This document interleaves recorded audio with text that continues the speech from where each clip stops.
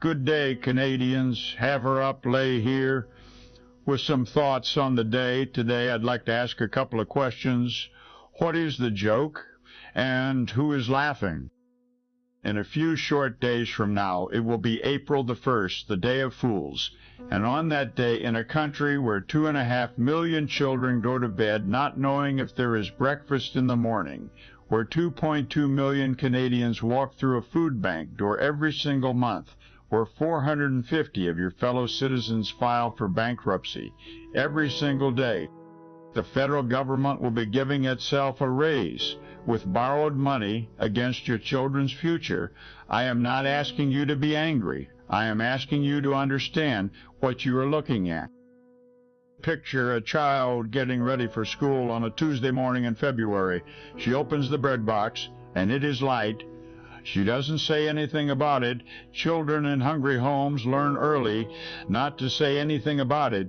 They learn to drink an extra glass of water before bed. They learn to eat slowly so it feels like more. They learn to be small about their needs, so the people they love don't feel the weight of it. 2.5 million Canadian children live in that kitchen. 35% of Canadian families worry about 3 meals a day. The people responsible for that number just voted themselves a raise. Now, let me show you the machine, because the price of a loaf of bread in Canada does not simply reflect the cost of wheat. It reflects every hand that reaches into the supply chain. The dairy cartel, operating under federal supply management, sets prices the market is not allowed to compete with. Dairy farmers in this country are required to dump millions of liters of milk rather than lower the price. The milk goes into the ground, while families dilute what is left in the jug. Egg farmers are fined for producing too many eggs. The result is a quota system that has seen egg prices double in 5 years, in a country with the soil and the climate and the farmers to produce as many as we need. And we have erected interprovincial trade barriers that prevent one province from selling food freely to another, costing Canadians $1.7 billion every year, in a country the size of a continent. And on April the 1st, the industrial carbon tax goes up again. I want you to understand what that means at the kitchen table, because this tax does not touch one thing on your grocery list. It touches every single one of them. The tractor that plants the seed, it's taxed.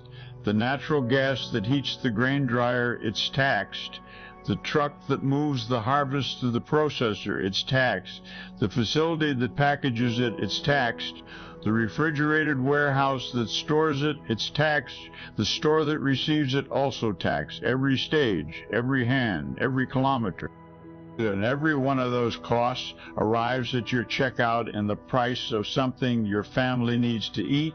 On top of that, fertilizer emissions reduction targets have pushed farmers into more expensive inputs that cost more to buy and produce less per acre, and a federal plastic and single-use items regulation added $1.3 billion in compliance costs to the food service industry, costs that went directly onto the price of a meal. Step outside that grocery store and fill your tank in some Canadian provinces today. Gasoline is touching $2 a liter in a country that sits on one of the 3 largest proven oil and gas reserves on the face of this earth. In a country where the resource beneath our feet, if developed honestly, could make every family's fuel cost a fraction of what it is. Instead, the federal government has spent a decade restricting production, capping volumes, and layering tax upon the very resource that should be making Canadian life more affordable, not less. And that $2 liter rides on the back of every delivery truck, every farm tractor, every refrigerated transport that brings food from the field to the shelf. The price at the pump does not stay at the pump. It ends up in the bread aisle. Canada has posted the highest food inflation in the G7 for 2 consecutive months. Not the highest in our history, the highest among the wealthiest democracies on earth, the country with more fresh water than any other, more arable land per capita than almost any other. The country that fed nations that could not feed themselves is inflating the price of food faster than any other. Your dollar is worth less than it was because of a government that has borrowed more in the last decade than every government in Canadian history combined, has printed and spent its way to a debt that costs $1 billion a week just in interest before a single program is funded or a single service delivered.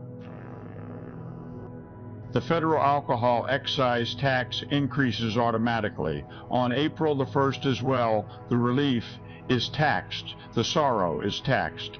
And the government that built all of this is taking home more money next week than it did this one. There's a word for what happens when a government raises its own salary with borrowed money, while 1 in 3 of the families it governs worries about feeding their children. I will not use it on this program, but I will ask the questions that every Canadian ought to be sitting with on the morning of the Day of Fools. When the carbon tax climbs, what exactly is the joke? And who exactly is laughing? Uplay, signing out.